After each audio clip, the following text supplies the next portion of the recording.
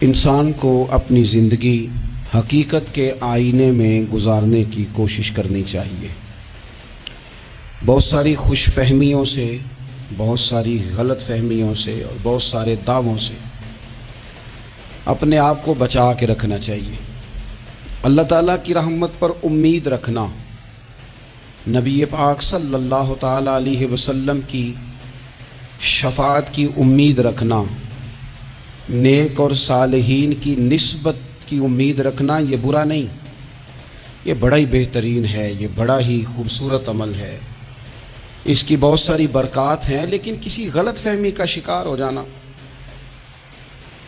اور یہ ساری امیدیں وابستہ کر کے یا ان ساری باتوں کو پیش نظر رکھ کے بے عمل ہو جانا، اپنی زندگی کو امور خیر سے پیچھے کر لینا، یہ نہ صرف یہ کہ قابل تحسین نہیں بلکہ یہ قابل توجہ ہے، اس کی اصلاح کی ضرورت ہے۔ قرآن مجید سورہ بقرہ سے جو آیہ کریمہ میں نے تلاوت کی ہے، اس میں اللہ تبارک و تعالیٰ نے اسی بات کا ذکر اہل یہود کے لیے فرمایا ہے۔ یہودی جگہ جگہ قرآن مجید بتاتا ہے کہ کہیں کہتے تھے کہ ہم اللہ کے بیٹے ہیں، معاذ اللہ، اللہ کے بڑے پیارے ہیں، ہمیں تو تھوڑے دنوں کے لیے عذاب ہوگا، بڑی جلدی ہمیں معاف کر دیا جائے گا۔ وہ بڑی لمبی چوڑی خوش فہمیوں کا اظہار کرتے اور بڑے بڑے دعوے کرتے۔ پھر چلتے چلتے انہوں نے ایک اور دعویٰ کر دیا، کہنے لگے کہ آخرت کا گھر تو صرف ہمارے لیے ہے، جنت میں صرف یہودی جائیں گے اور کوئی نہیں جائے گا۔ اللہ تبارک و تعالیٰ نے ان کے اس دعوے کا ذکر فرمایا ہے۔ یہ دیکھیں دعویٰ کتنا بڑا ہے کہ آخرت کا گھر تو صرف ہمارے لیے، فقط ہمارے لیے۔ مسلمان یہ دعویٰ نہیں کرتے۔ نبی پاک صلی اللہ تعالیٰ علیہ وسلم نے جب اس بات کا اظہار کیا ہے تو اس طرح کیا ہے، فرمایا جنتیوں کی 120 صفیں ہوں گی اور 80 میری امت کی ہوں گی۔ لیکن یہ بھی فرمایا کہ باقی لوگ بھی تو ہوں گے نا، ان کی 40 صفیں ہیں لیکن جنت میں دوسرے پچھلے لوگ بھی موجود ہوں گے۔ یہ دعویٰ نہیں کیا کہ صرف مسلمان جائیں گے، ان سے پہلے جو نبی اور ان کی ایماندار اور نیک امتیں گزری ہیں ان میں سے کوئی جنت میں ہی نہیں جائے گا، یہ نہیں فرمایا۔ لیکن یہ اس طرح کے دعوے بعض لوگ کرتے ہیں اور سنائی دیتے ہیں۔ تو یہودی بھی یہ کہا کرتے تھے کہ جنت تو خالص ہمارے لیے ہے اور کوئی نہیں جائے گا اس میں۔ تو اللہ کریم نے فرمایا کل ان کانت لکم الدار الآخرۃ عند اللہ خالصۃ من دون الناس۔ اے محبوب علیہ السلام، آپ ان سے فرما دیں اہل یہود سے کہ اگر آخرت کا گھر اللہ کے نزدیک باقی سب لوگوں کو چھوڑ کے خالص تمہارے لیے ہی ہے، سب کو چھوڑ کے صرف تمہارے لیے ہے آخرت کا گھر، تو فتمنوا الموت، تو پھر جنت میں تو مر کے جانا ہے نا، لہذا موت کی تمنا تو کرو۔ پھر کہو نا یا اللہ ہمیں موت دے تاکہ وہ جو تو نے ہمارے لیے اتنی بڑی چیز بنائی ہے ہم اس سے استفادہ کر سکیں۔ پھر تم موت کی تمنا کرو ان کنتم صادقین، اگر تم سچے ہو۔ لیکن رب فرماتا ہے وَلَن يَتَمَنَّوْهُ أَبَدًا بِمَا قَدَّمَتْ أَيْدِيهِمْ، یہ کبھی بھی موت کی تمنا نہیں کریں گے، انہیں پتہ ہے جو انہوں نے کمائی کر کے آگے بھیجی ہے۔ یہ موت کی دعوے کریں گے کہ جنت میں صرف ہم ہی جائیں گے، لیکن کبھی بھی موت کی تمنا، یہ کبھی موت کی تمنا نہیں کریں گے، اس لیے کہ انہیں پتہ ہے کہ ہم نے آخرت کے لیے کیا۔ یہ جو بہت سارے لوگ کہتے ہیں نا میری نسبت اور میری بات اور بلے بلے سارا کچھ میں ہی ہوں، تو ان سے کہو پھر سارا پیسہ کوٹھی پہ ہی لگائے جاتے ہو، پھر تو جنت تمہارا انتظار کر رہی ہے، پھر یہاں اتنے خرچے کرنے کی تمہیں کیا مشکل پڑی ہوئی۔ قرآن مجید کہتا ہے یہ کبھی بھی موت کی تمنا نہیں کریں گے، ان کو پتہ ہے جو اعمال انہوں نے کر کے بھیجے ہیں۔ واللہ علیم بالظالمین، اللہ ظالموں کو جانتا ہے، اللہ کو خبر ہے۔ میرے نبی پاک صلی اللہ تعالیٰ علیہ وسلم نے فرمایا اگر یہودی موت کی تمنا کرتے، جب ان سے کہا گیا تھا نا کہ اگر آخرت کا گھر خالص تمہارے لیے ہے تو موت کی تمنا کرو، اگر اس مقام پر وہ موت کی تمنا کرتے تو اسی وقت سارے مر جاتے، ختم ہو جاتا معاملہ۔ اگر تمنا کر لیتے تو تمنا ہی نہیں کریں گے۔ خوش فہمیوں میں مبتلا ہونا، بڑی بڑی باتیں کرنا، بڑے بڑے دعوے کرنا، بڑے بڑے تذکرے کرنا، بڑی بڑی اعلانیہ گفتگو کرنا اور اپنے ہی خیال میں بڑا کچھ بن جانا، یہ سنجیدہ لوگوں کا طریقہ نہیں. میں نے کچھ آستانے اپنی آنکھوں سے دیکھے ہیں. وہ کہتے ہیں جناب ہمارے حضرت کی نسبت اور حضرت ساتھ بیٹھے مسکرا رہے ہیں. اتنی دیدہ دلیری تو نہیں نہ ہونی چاہیے. آپ اپنے سامنے سارا کچھ اپنے آپ کو کہلوا رہے ہیں. شیخ ہلکا ہلکا مسکرا رہے ہیں, ان سے پوچھیں تو کہتے ہیں جی میں تو نہیں انہیں کہتا. تو آپ کہتے نہیں تو منع کیوں نہیں کرتے؟ آپ خوش فہمیوں میں, نعت خواں کھڑا ہوا ہے تو اس نے نسبت کی بات شروع کیا تو اللہ جانے وہ کدھر کا کدھر پہنچ گیا ہے. میں کہتا ہوں کون انکار کر رہا ہے نسبت کے فیض کا؟ کون منکر ہے؟ یہی تو باعث نجات ہے ہمارے لیے, امیدیں. لیکن یہ کہ خوش فہمی میں مبتلا ہو جانا اور اس طرح کے بڑے بڑے دعوے کرنا, اور پھر بہت ساری خوابیں آتی ہیں لوگوں کو, اور خوابوں کی بنیادوں پر بڑا کچھ بنتا ہے. تو میں کہتا ہوں جناب خواب میں تو میں کہہ دوں آپ سے خواب میں کہ میں رات کا صدر بن گیا ہوں تو آپ کو کوئی اعتراض ہے؟ میں خواب میں بنا ہوں, آپ کو اس میں کیا اختلاف؟ حقیقت کی زندگی میں آئیں. حقیقت کی زندگی میں جتنے لوگ نیک ہیں, پرہیزگار ہیں, دعویٰ ہے غلامی کا, دعویٰ ہے نسبت کا, فلانی شے کا, تو پھر بھئی آپ نے اتنا مال کاہے کو جمع کر لیا ہے؟ پھر یہ کاریں, یہ بنگلے, یہ کوٹھیاں, یہ جائیدادیں, یہ جلسوں کی فیسیں, یہ نعتوں کی فیسیں, یہ کس لیے؟ پھر تو آخرت آپ کے لیے سجی ہوئی ہے, سنوری لی ہوئی ہے, پھر تو آپ اس طرف توجہ کریں. حقیقت پسندی کا مزاج جب تک قوموں میں نہیں آتا, قومیں اتنی دیر تک اپنی روحانی, اخلاقی اور کردار کی بلندی نہیں حاصل کر پاتی. تو موت کی تمنا, یہاں ایک بات اور سن لیں, شریعت اسلامیہ کے اندر مصیبتوں سے گھبرا کر موت کی تمنا کرنا منع ہے. کوئی شخص کسی مشکل میں ہے, بیماری میں ہے, تکلیف میں ہے, دکھ میں ہے, تو موت کی تمنا کرے کہ اس بیماری سے تو مر جاؤں تو اچھا ہے, تو یہ منع ہے اس کے لیے. ہمارے ہاں کچھ لوگ لا علمی کی بنیاد پر, چھوٹا سا جھگڑا گھر میں ہوا تو کہتے ہیں میں تو اللہ سے دعا کرتا ہوں میں اب مار ہی جاؤں. بھائی آپ اتنی سی بات نہیں سہ سکے, اور آپ نے اتنی سی بات پر اتنی بڑی بات کر دی کہ میں اب چلا ہی جاؤں, اور یہ جھگڑوں کے اندر عام لوگ کہہ دیتے ہیں. یہ منع ہے. نبی پاک صلی اللہ تعالیٰ علیہ وسلم نے اس سے منع فرمایا. بلکہ مسلم شریف میں فرمایا کہ اگر تم نے کبھی دعا کرنی بھی ہو کسی وقت تو ان لفظوں سے کر سکتے ہو کہ یا اللہ جب تک میرا زندہ رہنا میرے حق میں بہتر ہے, مجھے دنیا میں رکھ, اور جب میرا یہاں سے چلے جانا تیری حکمت کا تقاضا ہے اور میرے حق میں بہتر ہے تو پھر مجھے ایمان کے ساتھ لے جا, پھر تو مجھے لے جا. تمنا موت کی کرنا اور مصیبتوں سے گھبرا کر کرنا, اور بھائی مشکلات میں جینا تو حسن ہے. اصل میں نا جس کی جان تھی نا اس کے نام نہیں نہ لگائی ہم نے کبھی بچوں کے نام لگا دی, کبھی کاروبار کے نام لگا دی, کبھی دوستوں کے نام لگا دی, پھر وہ بے وفا ہوا تو مرنے کو جی چاہا, وہ بے وفا ہوا تو مرنے کو جی چاہا, اس نے تنگ کیا تو مرنے کو جی چاہا. النبی اولیٰ بالمؤمنین من انفسہم, اللہ فرماتے ہیں تم نہیں جان کے مالک, میرا نبی تمہاری جانوں کا مالک ہے. جان پاوے نہ جان میرے محبوبہ, میں تے لگیاں توڑ نبھیساں, رات تیرے وچ رول کے مرساں, تے قدم نہ پچھا ہٹیساں, شہر تیرے دے ٹکڑے منگساں, تے تیرے کتیاں دے قدم چمیساں. آزم اے جان امانت تیری, تو جدوں منگ سیں میں پیش کرے ساں. یہ تو کسی اور کی ہے, ہماری ہے نہیں. تو بہت سارے لوگ گھبرا کر ہو بڑی تکلیف آ گئی. بھئی آپ جلدی نہ کریں, بالکل جلدی نہ کریں, آپ حوصلہ پیدا کریں. اور جیا تو جاتا ہی مشکل میں ہے. اقبال نے کہا تھا کارے جہاں دراز ہے اب میرا انتظار کر. یہ زندگی لمبی ہے, یہ مشکلات سے ہو کر کے گزرتی ہے, اس میں مد و جزر رہتا ہے. تو شریعت اسلامیہ میں منع ہے موت کی تمنا کرنا, موت کی خواہش کرنا. بلکہ نبی پاک صلی اللہ تعالیٰ علیہ وسلم نے تو یہاں تک ارشاد فرمایا کہ تم موت کی تمنا نہ کرو, اس لیے کہ اگر تم برے ہو اور زندہ ہو تو ہو سکتا ہے زندگی میں اللہ تمہیں توبہ کی توفیق دے دے, اور اگر تم اچھے ہو تو پھر بھی موت کی تمنا نہ کرو, اس لیے کہ اچھے ہو تو تمہاری اچھائی میں روز برکت ہی ہو رہی ہے, لوگوں کو فائدہ ہی ہو رہا ہے, خیر ہی بٹ رہی ہے. تمنا موت کی کرنا, اور ویسے بھی نہ ہم اپنی مرضی سے یہاں آئے ہیں اور نہ مرضی سے جانے کی کوشش کرنی چاہیے. معاذ اللہ, نہ اپنی مرضی آئے ہیں نہ اپنی مرضی. اپنی مرضی سے کوئی مرنے کی کوشش کرے گا تو خودکشی حرام ہے, اور رب رسول کی مرضی سے مرے گا تو وہ شہادت ہے. وہ اس طرح کی شہادت ہے کہ جس میں کہا مردہ کہنا ہی نہیں, یہ تو زندہ ہے, اس لیے کہ میرے نام پہ مر گیا ہے. تو موت کی تمنا کرنا یا اس طرح کا رویہ منع ہے۔ البتہ یہ جو یہود کا کام تھا، ان کا جو لہجہ تھا، اللہ فرماتے ہیں یہ تو ہزار سال عمر مانگتی ہیں تو جانا ہی نہیں چاہتے۔ کچھ لوگ لمبی عمر کے حریص ہوتے ہیں، اس کی وجہ یہ ہوتی ہے کہ آخرت کے لیے کام نہیں کیا، آخرت پر اس طرح کا یقین نہیں، اس طرح کا مزاج نہیں، دنیا داری کا مزاج بن گیا، بہت سارا مال جمع کر لیا، بڑے بنگلے بنائے، اتنی مشکل دنیا داری کٹھی کی، اب چھوڑ کے مر جائیں۔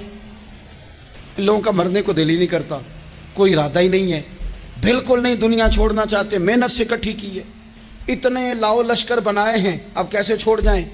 کچھ لوگ ایسے ہیں جنہوں نے گٹھڑی باندھ کے رکھی ہوئی ہے، ان کو زیادہ ویٹ نہیں کرنا پڑتا، اس لیے کہ انہوں نے کوئی سامان بوکی نہیں کرایا، تو جو ہے ہینڈ کیری ہے، اس لیے لوگ انتظار کرتے رہیں گے اور جناب بلال حبشی جنت میں پہنچ بھی جائیں گے۔ ابھی میزان عمل لگا ہوگا لیکن حضرت ابو ذر غفاری جنت میں ٹہلتے ہوئے نظر آ رہے ہوں گے۔ لوگوں نے جمع نہیں نہ کیا، جتنا مال زیادہ اتنی چیکنگ بھی اس کی زیادہ، جتنے بیگ زیادہ، ایئرپورٹ پہ اتنا انتظار بھی زیادہ۔ ہینڈ کیری والے کو کوئی مسئلہ اسی کسی دے کچھ بھی نہ لگ دے تے نہ کوئی ساڈا دردی، بھئی مال کا ہے کا تو حساب کا ہے کا۔ مولا علی شیر خدا کرم اللہ تعالی وجہہ الکریم سے کسی نے کہا ہم گنجائشیں تلاش کرتے ہیں نا، اور شریعت کی گنجائش اختیار کرنے میں حرج بھی کوئی نہیں ہوتا، شریعت گنجائش دیتی ہے، مال جائز ہو آپ کو تو آپ اس کو استعمال کریں، بڑا مکان بنائیں، بڑی جائیداد خریدیں، بڑی گاڑی میں سفر کریں، مہنگا موبائل خریدیں، اچھے کپڑے پہنیں، کوئی منع نہیں کرتا۔ لیکن جو حضور کا مزاج ہے، جو سرکار نے اپنے لیے پسند کیا، وہ یہ ہے کہ سویرے روٹی کھانی ہے، شام کو فاقہ کرنا ہے۔ تو حضرت مولا علی شیر خدا کرم اللہ تعالی وجہہ الکریم سے کسی نے کہا کہ چلو جائز پیسے اکٹھے کر لیں، جائز تو جمع کرنا منع نہیں۔ تو حضرت علی کی باتیں بڑی حکمتوں والی تھی نا، تو ایک جملے میں انہوں نے کئی جواب دے دیے، کہنے لگے میاں مال حرام ہو تو عذاب ہوتا ہے، حلال ہو تو حساب ہوتا ہے، لہٰذا ہم دونوں کام ہی نہیں کرتے، نہ ادھر جاتے ہیں نہ ادھر جاتے ہیں۔ جمع کرنے کی حاجت کیا ہے؟ دنیا اتنی سجا لینا، اتنی سوار لینا، بڑا ٹھنڈا اے سی چلتا ہے ہمارے کمروں میں، کھلی آنکھوں سے لوگ بستر سے اٹھ نہیں پاتے، آنکھیں کھل گئی ہیں، الارم بج گیا ہے، لیکن وہ بہت مزے کی پسند کی روٹی رات کھائی تھی، اپنی مرضی کا کھانا کھایا تھا، پیٹ بھر کے کھایا تھا، مرضی کے مشروبات پیے تھے، ٹھنڈے کمرے میں آرام ہے، کھل گئی ہے آنکھ، موٹے الارم نے آواز دیا اٹھو، لیکن یہ غفلت ہے نا، دنیا جمع کر لی ہے نا ساری۔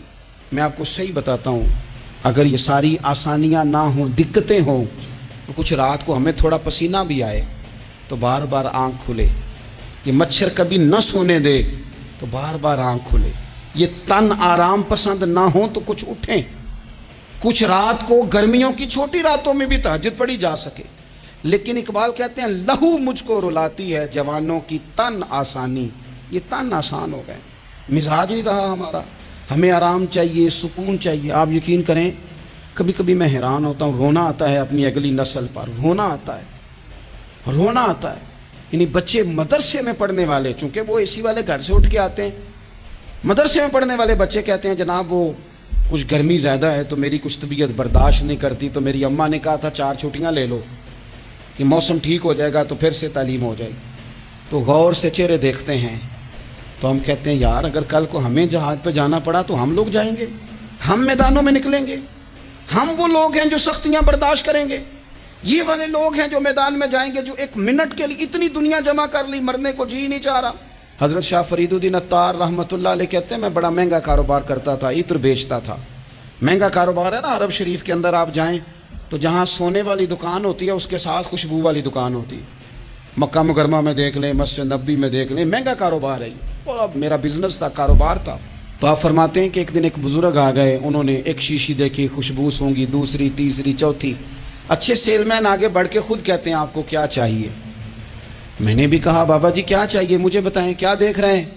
تو بابا جی بڑے دھیمے، ٹھنڈے اور حوصلے والے لہجے میں کہنے لگے پتر دیکھ رہا ہوں تیری جان بڑی مشکل سے نکلے گی۔ تو میں نے کہا وہ کیوں؟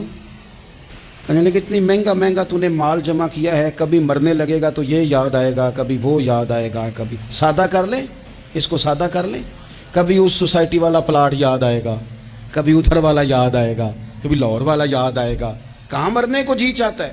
اور پھر ایک اور دھوکہ ہے، میں بچوں کے لیے کر رہا ہوں، بچوں کے نام تو ایک دھیلا بھی نہیں، وہ تو سارا آپ کے اپنے نام ہے. ایسے ہی بہانہ بنایا ہوئے بچوں. کس بچے کے نام؟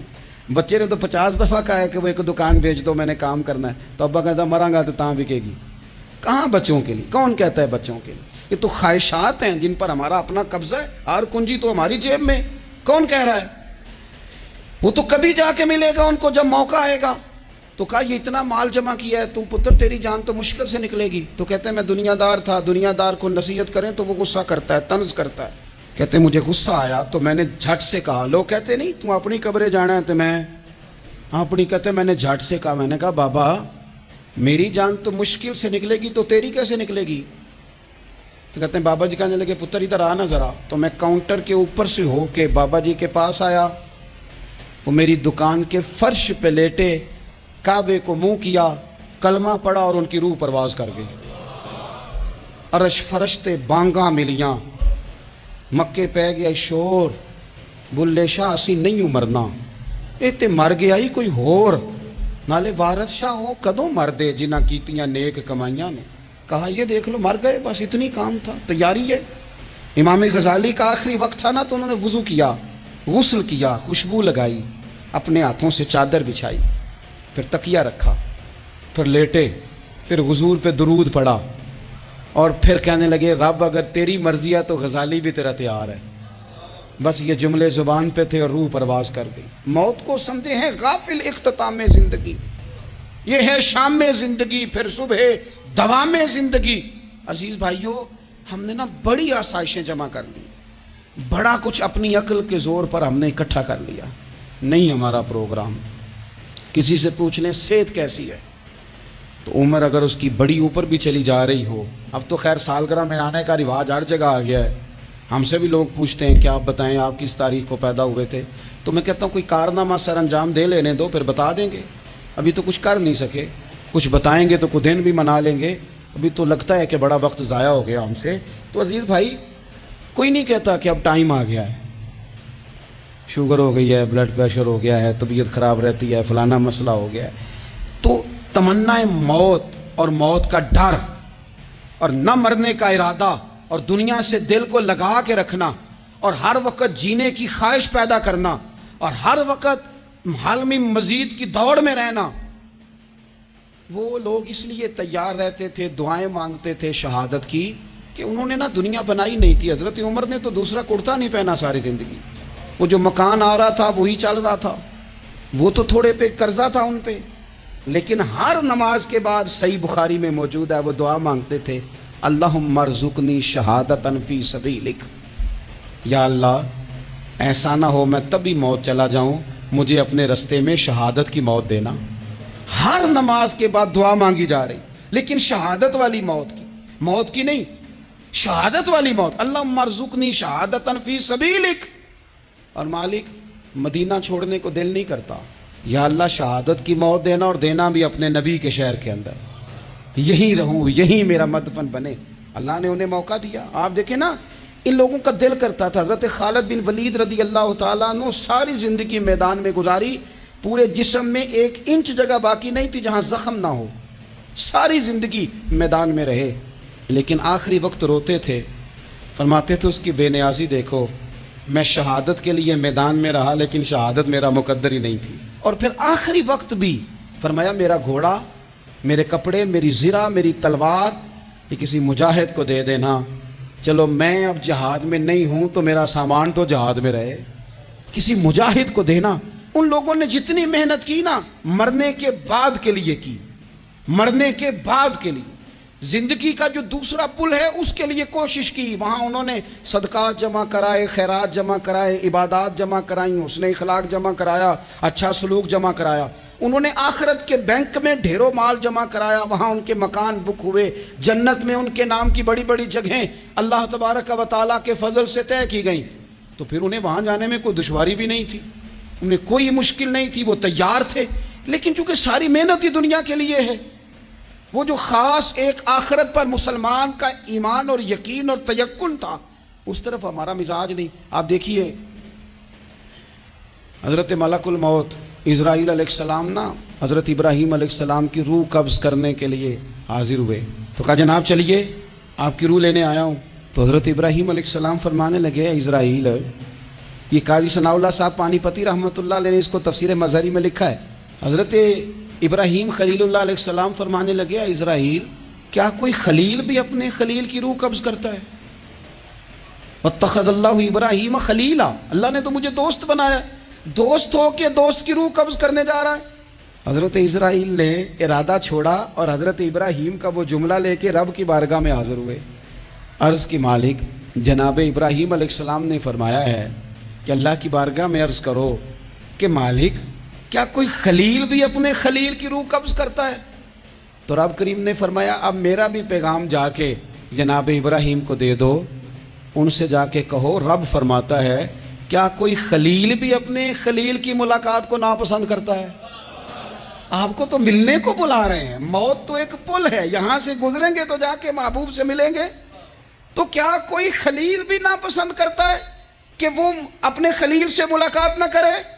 حضرت سیدنا اسرائیل علیہ السلام پیغام لے کے آئے اور کہا ہے اللہ کے خلیل رب فرماتا ہے کیا خلیل بھی خلیل کی ملاقات کو؟ تو حضرت ابراہیم تو کھول کے روئے، کہنے لگے اب دیر نہ کر، اب ذرا جلدی کر، اب ذرا جلدی لے جاؤ۔ اور میرے نبی پاک صلی اللہ علیہ وسلم نے فرمایا، سیاستہ میں حدیث ہے، فرمایا تم میں سے جو رب سے ملنے کو پسند کرتا ہے نا، جو اللہ سے ملنے کا شوق رکھتا ہے نا، اللہ بھی اس کی ملاقات کو پسند فرماتا ہے۔ تم میں سے جو رب سے ملنے کا شوق رکھتا ہے، اقبال کیا کہتے ہیں؟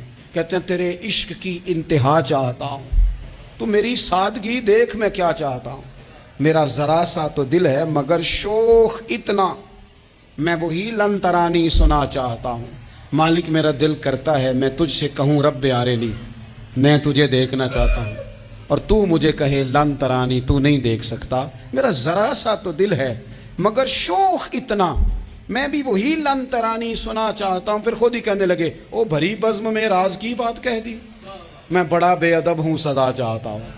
یہ تو سب کو بتانے والی بات ہی نہیں تھی جو میں نے بتا دی، بھری بزم میں راز کی بات کہہ، بڑا بے ادب ہوں سزا چاہتا ہوں۔ نبی کریم علیہ السلام نے فرمایا تم میں سے جو رب کی ملاقات کا شوق رکھتا ہے نا، اللہ بھی اس کی ملاقات کو پسند فرماتا ہے۔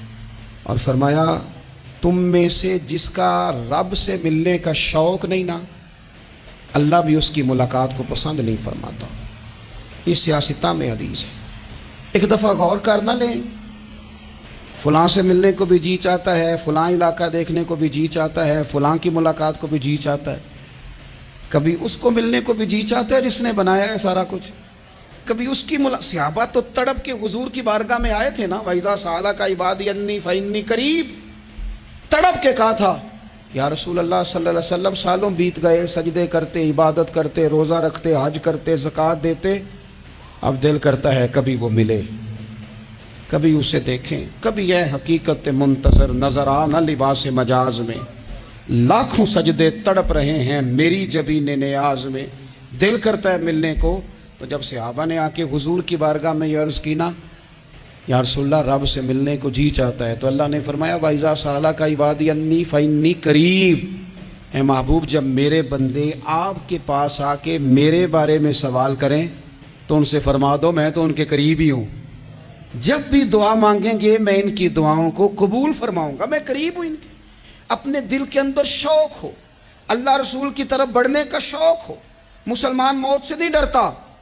لیکن صحیح بخاری اور صحیح مسلم میں حدیث ہے، نبی پاک علیہ الصلوۃ والسلام نے فرمایا آج ایک مسلمان 1000 کافر کو آگے لگا لیتا ہے اور کافر بھاگ جاتا ہے، ایک وقت آئے گا ایک کافر ہوگا اور 1000 مسلمان کو بھگا ڈالے گا۔ یا رسول اللہ کیوں؟ ہمارے پاس اسلحہ نہیں ہوگا، ہمیں لڑنے کا سلیقہ نہیں آئے گا؟ تو نبی پاک علیہ السلام نے فرمایا یہ مسئلہ نہیں، تمہیں وہن ہو جائے گا، وہن۔ یا رسول اللہ یہ وہن کیا ہوتا ہے؟ تو حضور نے فرمایا تمہیں نا زندگی سے پیار ہو جائے گا، تمہیں مرنا برا لگے گا، کراہت آئے گی مرنے سے، تم مرنا نہیں چاہو گے۔ تو جب کسی کو زندگی سے پیار ہو جائے تو پھر وہ بھاگتا ہے، پھر وہ ہر بندے کی ہر بات مانتا ہے چونکہ وہ جینا چاہتا ہے۔ اور کچھ لوگ ایسے ہوتے ہیں، وہ جب بدر میں مسلمان پہنچے نا تو جاسوس بھیجا ابو جہل نے، کہا جاؤ پتہ کر کے وہ لوگ کتنے ہیں اور ان میں جوان کتنے ہیں، بوڑھے کتنے ہیں اور اسلحہ کتنا ہے۔ جاسوسی اس دور میں بڑی آسان تھی، کوئی مخصوص وردی تو فوجیوں کی ہوتی نہیں تھی۔ تو وہ شخص آ گیا مسلمانوں کو دیکھ کر واپس گیا تو جا کے اس نے بدر کے دن ابو جہل سے کہا کہ وہ 313 ہیں اور ان میں بچے بھی ہیں، بوڑھے بھی ہیں اور اسلحہ بھی زیادہ نہیں، اور گھوڑے اور اونٹ اور سواریاں بھی تھوڑی ہیں۔ تو ابو جہل بڑا ہنسا اور معاذ اللہ کہنے لگا کیا انہیں ہم سے لڑنا ہے، تھوڑے سے تو لوگ آئیں، اس طرح کرو صبح نا انہیں پشتوں پہ باندھ کے نا گھوڑوں کی تو مکے لے چلتے ہیں، وہاں جا کے دیکھیں گے ان کے ساتھ کیا کرنا ہے۔ تو وہ جاسوس کہنے لگا پوری بات تو سن لے۔